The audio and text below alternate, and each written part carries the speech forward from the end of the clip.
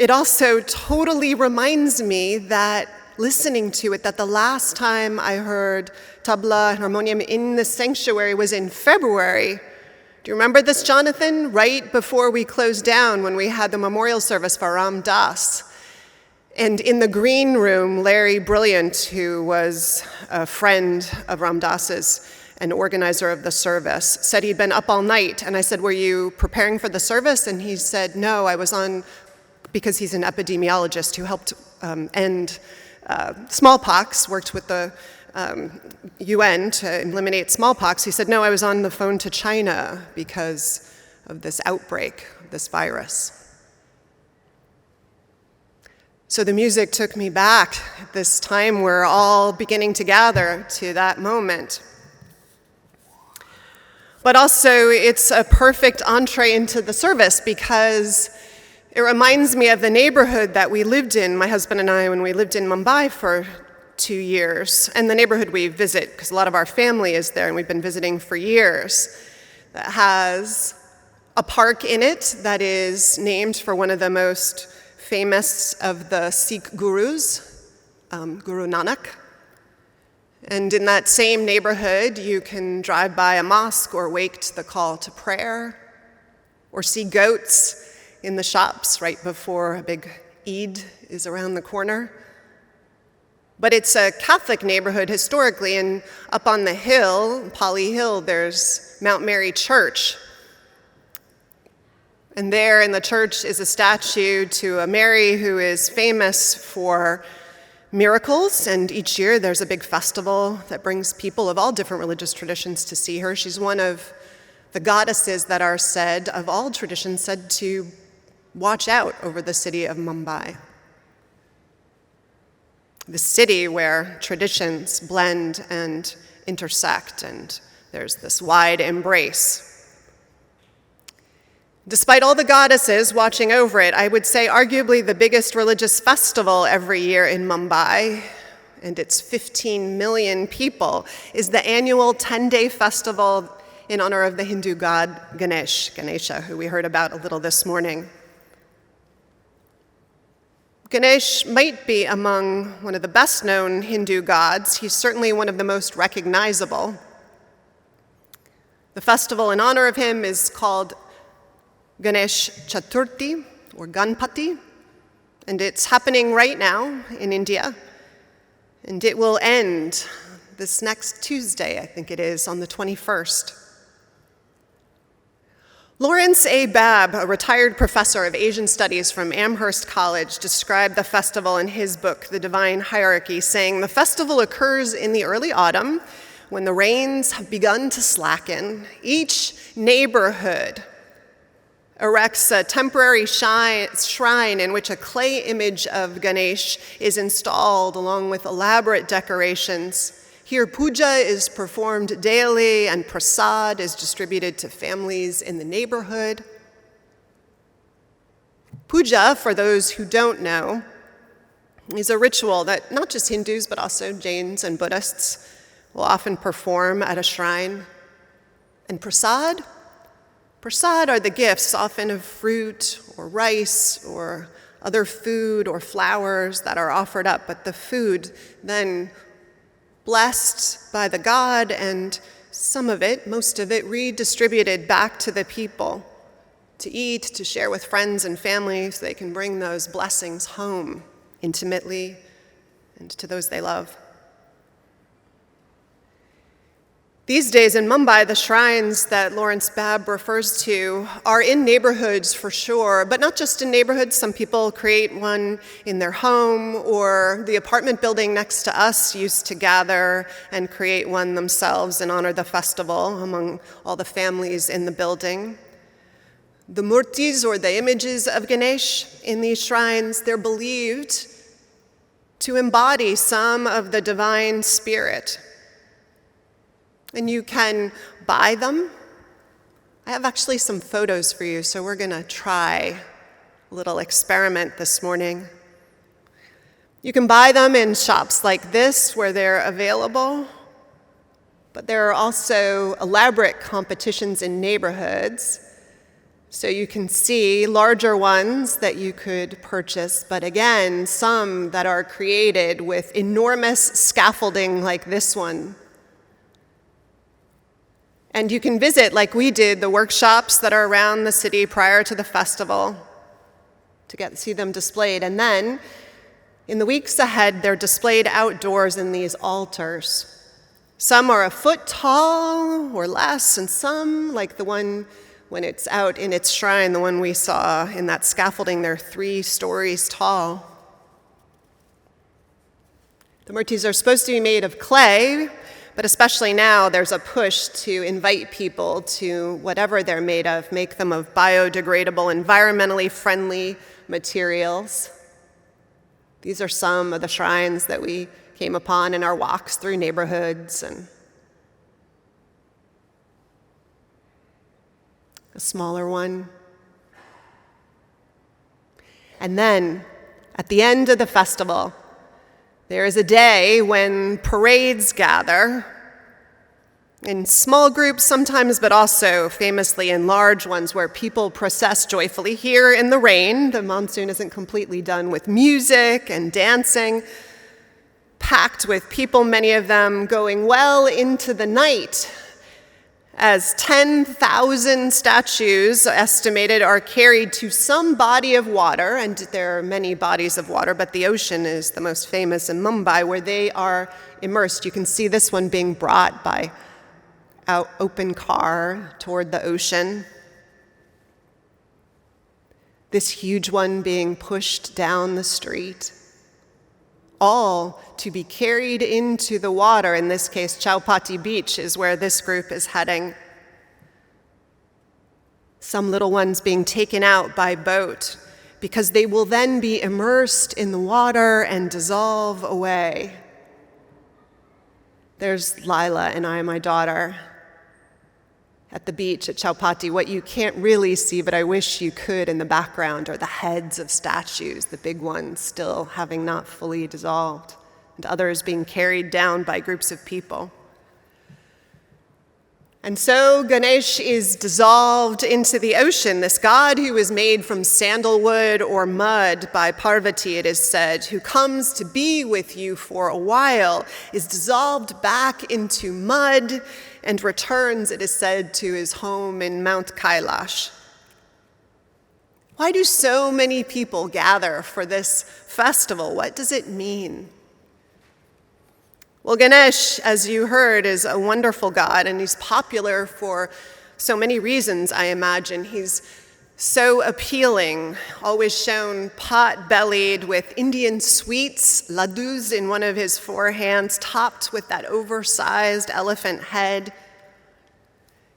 If you look closely, he should only be shown with 1 tusk, the other broken off. And there are many stories about how that happened. One is that he was taking dictation for the Mahabharata, and his quill broke, and not wanting to forget anything, he broke off the other tusk, the 1 tusk, so that he could continue.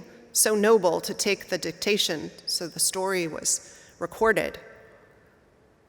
But another version says that the moon was poking fun of him one night, and he got irritated, and so he broke it off and threw it at her, and that's what created the craters in the moon.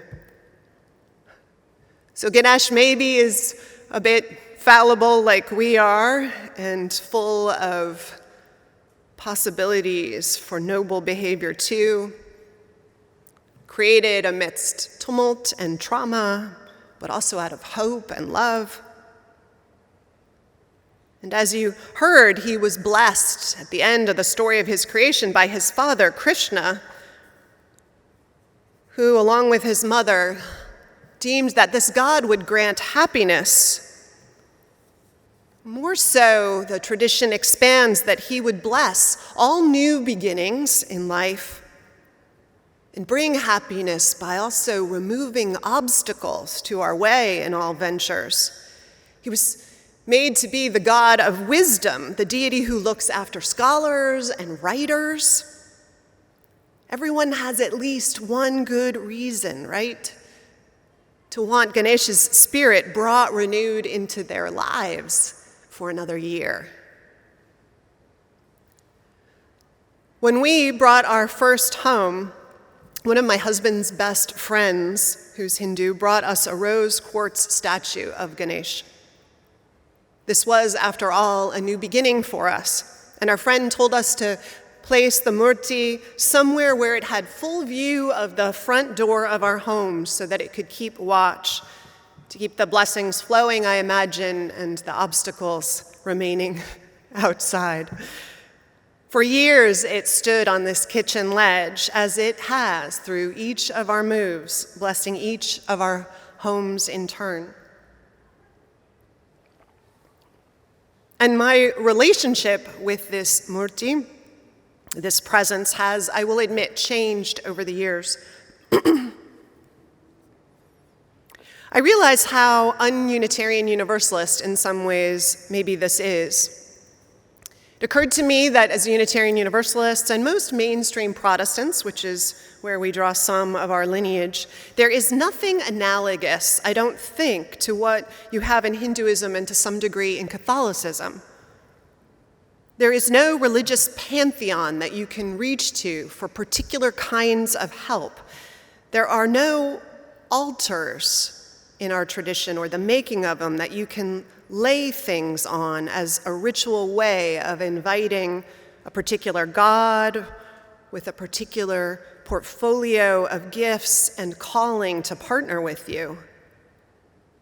It's either the one very busy God that you call on, who has to look out over illness and war and childbirth and seasonal harvests and everything. It seems unfair sometimes to ask that God to pay attention to an obstacle in our lives. Or we lay it at the altar, of the human forces of willpower and surrender and ingenuity in this life. In many ways, for me and for many of us, all of that is often enough.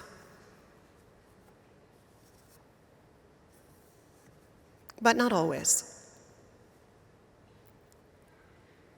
It didn't happen overnight. In the beginning, while cutting flowers that I had brought in from the yard or from the store, I'd lay a flower at Ganesh's feet, or cut a piece of fruit among the fruit that we were cutting for ourselves and lay it there too.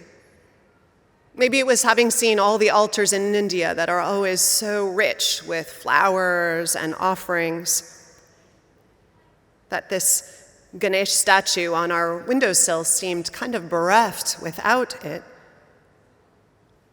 But also somehow this presence that was asked to watch over all that came through our door, it seemed to deserve some care and some respect.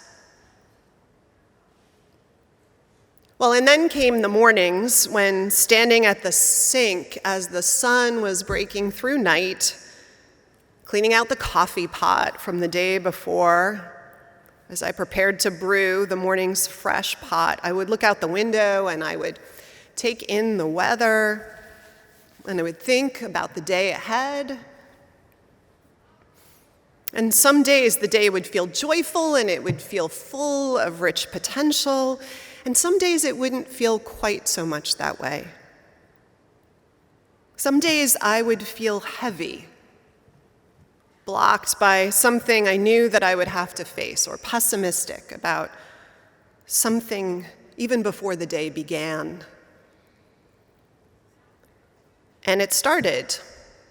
Thinking that and looking up, here is this God who is commissioned and asked and known for removing obstacles. Well, let me offer the burden up. So standing there in front of Ganesh, I'd imaginatively set the burden at his feet. I'd set the intention that the obstacle be removed, or maybe just softened a little, made more generous, more part of the generative possibilities of the day ahead. And then I'd step out into the day that faced me. Of course, being able to name what feels like it's getting in our way in the way of our fruitfulness or our joy.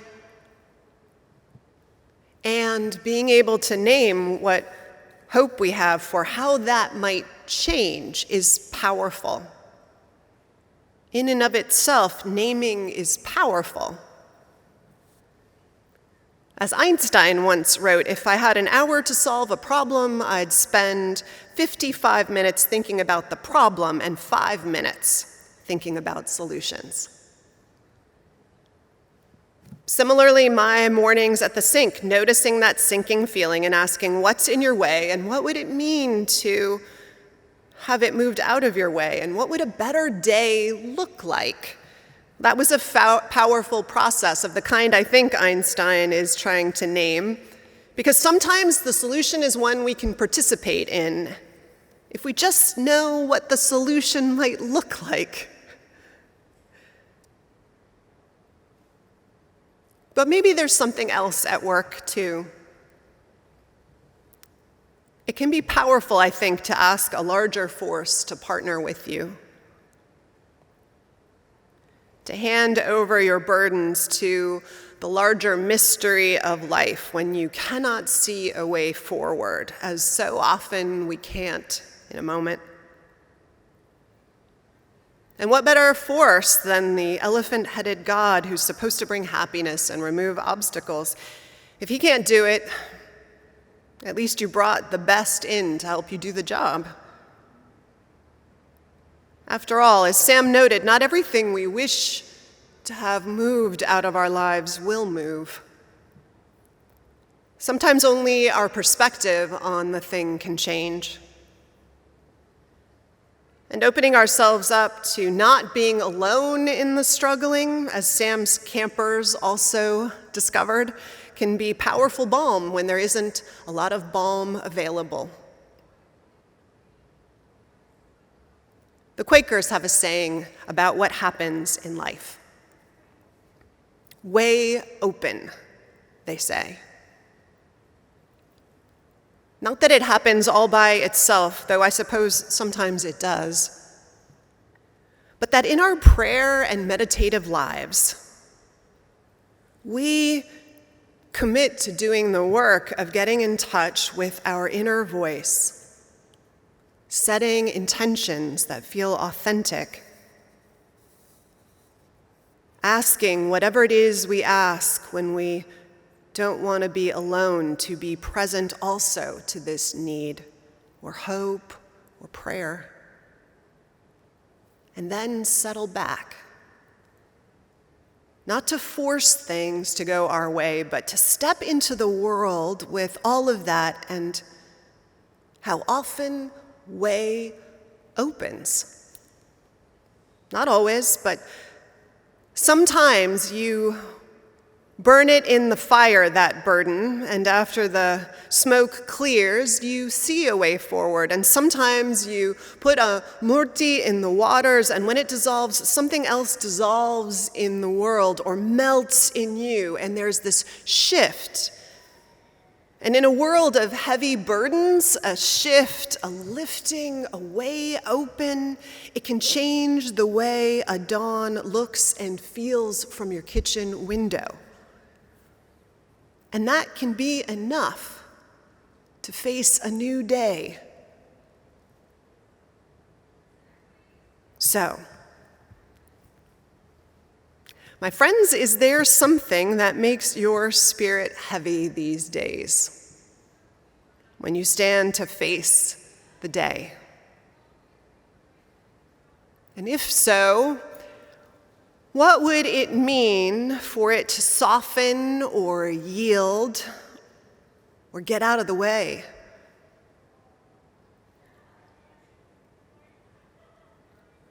Offer it up, if you dare, to the elephant-headed God or the fire or the mystery of life or a trusted friend. Set the intention, I invite you, that it move over just a little to the side, and offer it up and look for way open in the world, one that will help you move past it or just through it. Then, if you dare. Imagine yourself singing and dancing your way to the ocean with others who are determined to be liberated from one burden or another and seize joy and new beginnings. And may the spirit of the season meet you at the water's edge and be yours, be ours. May it be so.